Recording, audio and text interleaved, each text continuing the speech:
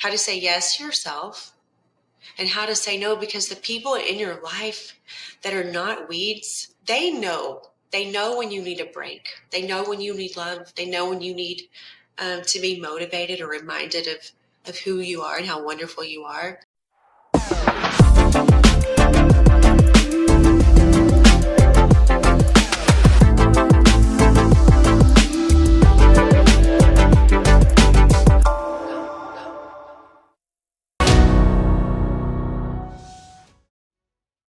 Hi, welcome to my show, Revived by Janna. Thank you all for tuning in. Hope everyone is having a great day. And I just want to thank you all for supporting me and my podcast and for all of your wonderful feedback and comments and reviews. It means so very much to me. I want to talk today about the importance of setting boundaries. This is not something that I grew up learning. I don't even think it was really talked much about then. But I think it's really, really important to set boundaries. Setting boundaries is important to preserving your energy. It is important for also a way of keeping the weeds out, so to speak, right?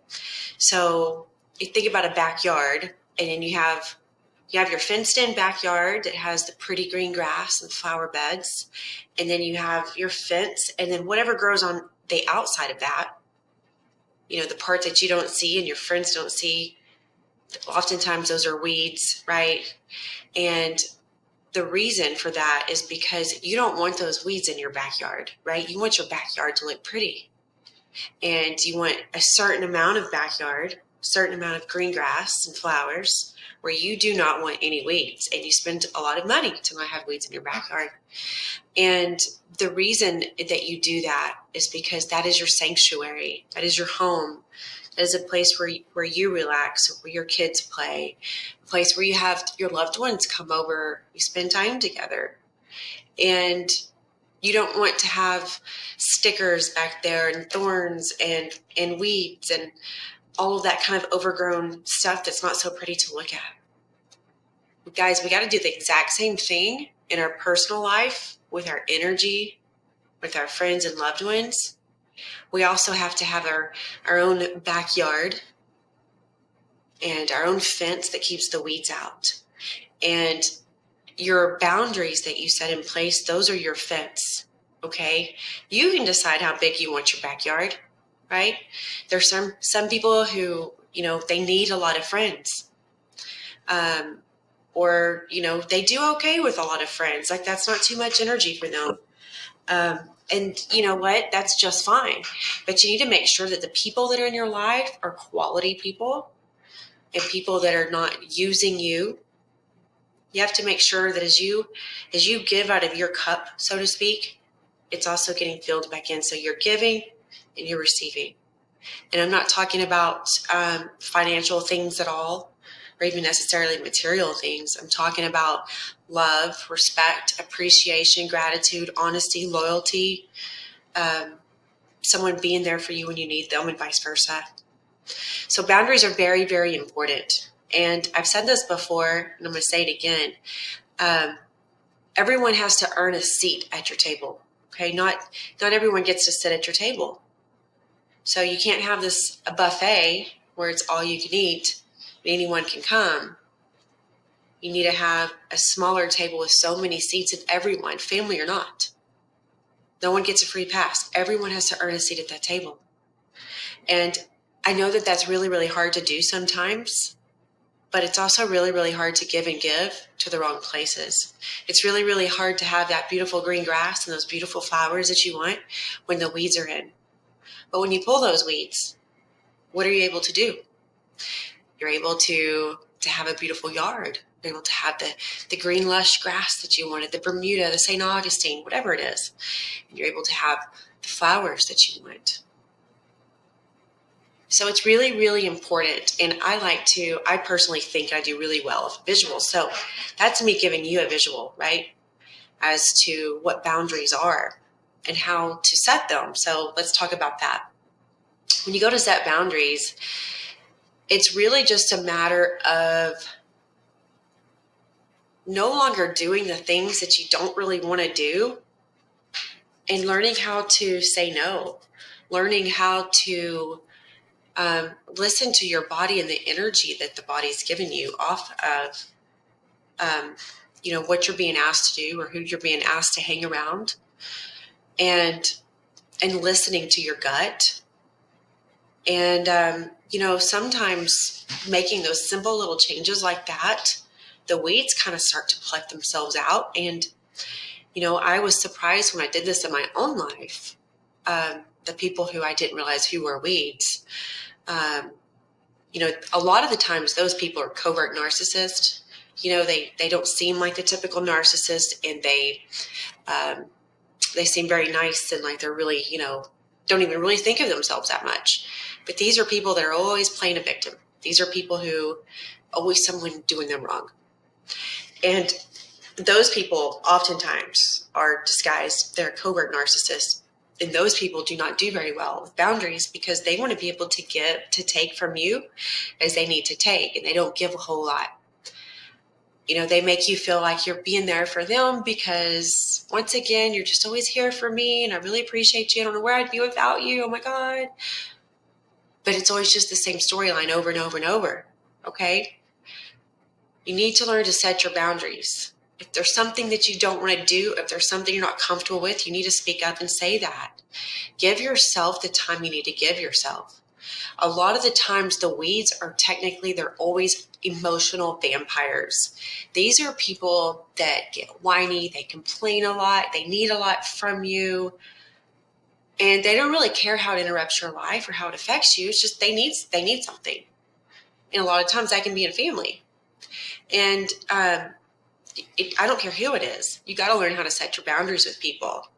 And when people are really needy of something, that's because there's something in their life, some void in their life that they need to be fulfilled from you. That's not okay. Stay away from the emotional vampires. Those are weeds. Again, you got to get them pulled up. And the only way to do it is to set boundaries, aka the fence, right? The weeds can't grow through the fence because they don't like the boundaries. And I know that in doing that in my own life, what I did when I created boundaries is I was able to see who is really in my life for me and not what I could give, not what I could do for them. Who was in my life because they wanted to be in Janna's life, because they loved and appreciated and respected me as I did them. Who was also there for me like I have been for them. Okay? When you set your boundaries, the weeds, emotional vampires, the covert narcissists, they naturally just work themselves out because you're not providing the food anymore, so to speak, to keep them alive, and they go somewhere else. When that happens, you then allow yourself for more greener grass on your side or more flowers to bloom on your side. When you get rid of the weeds, your grass grows prettier. Your yard looks nicer. You can then have more people in your life that enrich your life and add to fulfilling your life and who bring something to you as you give to them. For a long, long time in my life, way too long, I lived my life always wondering why I could never get back what I gave. I'm a very giving person. I'm a very loving person, but I'm also super honest and loyal. And that seems really, really hard to come by these days. And I always just wanted back what I was giving. That's all I wanted. People speak to you. People tell you what they want and what they need by showing you. They show you. I give what I need. Okay? I give a lot of love and a lot of affection, words of affirmation to my husband, to my kids. Those are the same things that I want back. Okay? And, sometimes people need us to show them that. That's all they need. Maybe someone's never been shown those things and they need that. There's people in this world who, maybe they didn't get a whole lot of those things growing up. So I think it's really, really important to be able to give love and affection and words of affirmation to people, because words of affirmation are nothing if you're not backing it up with affection, right? If you're not showing it. And my point in that and how it relates to boundaries is that for way too long, I was constantly giving all of that and I was never getting it back. Those people were weeds in my life. I don't have weeds in my life anymore. And if one pops up, you better believe it's plucked and pulled out immediately. I only want to be able to water the grass and the flowers that I want in my life. I don't need any weeds or emotional vampires sucking that out. And it's not an easy thing to do, but if you find yourself constantly giving in, constantly being guilted into saying yes to something and to doing something and to being someone you're not, those are very well people that probably need boundaries set and that are probably weeds in your life. And as I've shared with many of you before, in this second season of this podcast, I have a book coming out. The title of my book is Unfuck Your Mind by Shattering Limiting Beliefs and Becoming Who You're Meant to Be. And one of the chapters in my book is about setting boundaries. And so my book release is it's coming up fast. It's December 11th this year. And my book is about to go into editing, and I am so very excited about this. And it's been a true labor of love, and I can't wait to share it with you all. And a lot of these recent podcast episodes are content pulled from my book. And so you'll be able to read even more about it and the process of it. But it really, truly is as simple as learning how to say no, how to say yes to yourself, and how to say no, because the people in your life that are not weeds, they know when you need a break. They know when you need love. They know when you need to be motivated or reminded of who you are and how wonderful you are. I have some near dear, amazing friends in my life. And of course my husband, who's one of my best friends. And these people, I never have to tell them like, hey, I'm not in the mood for that. I don't want to do that right now. I don't know. I'm not. They can tell very easily without me telling them what I need on any given day. And the same from me for them. And that's really important. You know, you have to know when to, you have to know when someone is at a certain space in their life, right? They're having a bad day.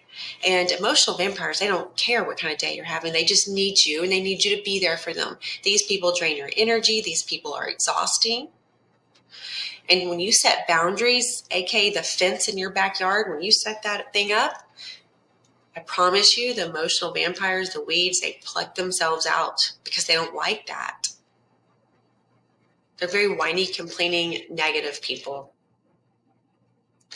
And when I did that in my life, I then allowed room for the most wonderful, amazing friends and relationships and friendships in my life. And every once in a while, there's someone who comes along who, you know, they seem nice, but they just, you know, they're just a little nosy, and they need a little too much, and they don't ever want to give. Most importantly, that's the thing. I'm fine giving, but I can tell really quick if these people are never going to give back. They just want what you can give them. That's what these people are. And you know, one thing I hear a lot of is like, well, I can't do that to my family. Yeah, you can. It doesn't matter if you're related by blood or not. You don't get a free pass because you're family. No one gets a free pass to you. Everyone has to earn a spot. The thing is that if that person really loves and appreciates you, which should be family more than anything, would you be surprised? No matter who they are, when someone really loves and appreciates and respects you, there's no boundary that you could put that they would not respect. And that's why I say it most especially doesn't matter if it's family, because those people should love and appreciate you and respect you the most and your boundaries. And if they don't, that says a whole lot. So the boundaries are meant for you to be able to save your energy, to be able to be the healthiest and happiest that you can be, and have people in your life that support you in that, and you them. Because you only want to be surrounded by people in your inner circle that are on the same level as you or where you're wanting to go. Because you're constantly being able to motivate, encourage, and support one another and understand what the other needs. And that's very, very important. And a lot of people these days put aside some of the most important values that are necessary for long-lasting friendships and relationships. And I've seen that for too much in my life. I saw it with my own family, right? And they put up with other people's crap because they thought they needed to, or they didn't want other family to talk about them. Be like, well, they didn't even come. They didn't even show up. I don't care. I only want people in my life who love and respect me and my boundaries, because I'm going to do the same for them. And then you don't get to this empty cup. You're constantly able to fill each other's cup up and support and love one another. And you feel like, and you're in a safe space with them. And that's how it should be. You should be able to be 100% unapologetically, authentically yourself. You cannot be yourself with the weeds in your life. But you can be with everyone who is not a weed. Those are the people that respect every boundary. You don't even need to put boundaries up with them. In fact, they might help you put up boundaries. So make sure that you are, when you talk about self-care, self-care is not just about how you eat and how you work out and, I got a facial and whatever. It's not about that. It's not about yoga and Pilates all the time. Self-care is a lot to do with your mental health. My mental health, when I do my self-care, yeah, sure, I love to go to get a facial and I love a massage, and those things are great because they're relaxing, and that attributes to my self-care. But my self-care for me is my mental health. As a person who once suffered really, really bad from panic attacks and general anxiety disorder, brain fog, and depression due to Lyme disease when I was sick 10 years ago, my mental health is my number one focus of self-care. And sometimes that means I need time alone. I want you to think about, how do you need time alone? And do you ever get time alone? I'm going to be talking more about this in an upcoming episode. I really want you to think about your time alone and if you ever even give yourself that. And for me, it's really important to have that, because that's how I'm able to focus and just reflect and be with myself. And so make sure that you do that, and make sure that those around you allow you to do that. And they don't make you feel guilty for setting boundaries. They don't make you feel guilty for needing to take care of your own self. Thank you all for tuning in. I'll be talking to you soon next week, and we're going to dive a little bit more into mental health and taking care of yourself. Hope you all have a great day.